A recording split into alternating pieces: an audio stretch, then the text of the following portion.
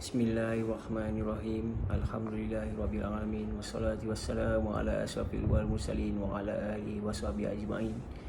Bismillahirrahmanirrahim. Alhamdulillahirabbil alamin arrahmanirrahim maliki yaumiddin. Iyyaka na'budu wa iyyaka nasta'in. Ihdinas siratal mustaqim. Siratal ladzina an'amta 'alaihim ghairil maghdubi 'alaihim waladdallin. Hari ini kita teruskan kepada kitab Fadilat Amal, tajuk yang kedua, Kesyahidan Hazrat Anas bin Nar. Hazrat Anas bin Nar radhiyallahu anhu ialah seorang sahabat yang tidak dapat menyertai peperangan Badar. Beliau sedih tentang perkara itu dan mengutuk dirinya dengan berkata, Badar ialah peperangan yang pertama dan agung dalam Islam, sedangkan engkau tidak dapat menyertai peperangan itu. Beliau bercita-cita sekiranya ada peperangan lain, maka beliau akan tunaikan tuntutan semangatnya. Secara kebetulan peperangan Uhud pun tiba. Maka beliau telah menyertai peperangan itu dengan penuh kepahlawanan dan keberanian. Dalam peperangan Uhud, orang Islam telah menang pada permulaan perang itu. Tetapi akibat satu kesilapan, orang Islam akhirnya kalah. Kesilapan tersebut berlaku begini.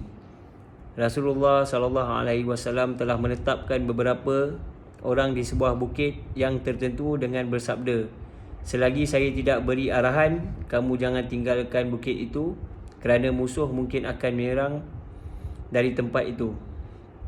Orang-orang Islam telah menang pada mulanya. Kemudian apabila tentera yang berada di atas bukit melihat orang kafir melarikan diri, maka kebanyakan mereka telah turun dari bukit itu dengan menyangka bahawa peperangan sudah berakhir. Oleh sebab itu, mereka berlari-lari mengejar orang kafir untuk mendapatkan harta rampasan. Ketua jemaah tersebut telah melarang dengan berkata, ini ialah larangan Rasulullah SAW. Kamu jangan tinggalkan tempat itu. Walau bagaimanapun, mereka menyangka bahawa perintah Rasulullah SAW hanya semasa pertempuran sahaja. Oleh itu, mereka turun dari tempat tersebut dan menuju ke medan. Semasa melarikan diri, orang kafir ternampak yang bukit itu telah dibiarkan kosong. Lalu mereka pun datang dari arah tersebut dan membuat serangan. Pada ketika itu, orang Islam berada dalam keadaan leka.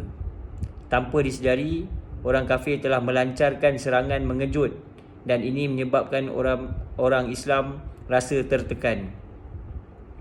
Tambahan pula, orang Islam berada di tengah-tengah orang kafir yang menyerang dari kedua-dua arah.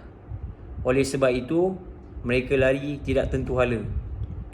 Hazrat Anas radhiyallahu anhu telah ternampak seorang sahabat, Hazrat Sa'ad bin Mu'az radhiyallahu anhu datang dari arah hadapan. Beliau berkata, wahai Sa'ad, ke mana engkau hendak pergi? Demi Allah, keharuman syurga sedang datang dari arah bukit Uhud. Setelah berkata demikian, beliau menyerbu ke arah kumpulan orang kafir dengan pedang yang masih terhunus di tangan. Selagi tidak syahid, selagi itu beliau tidak akan pulang.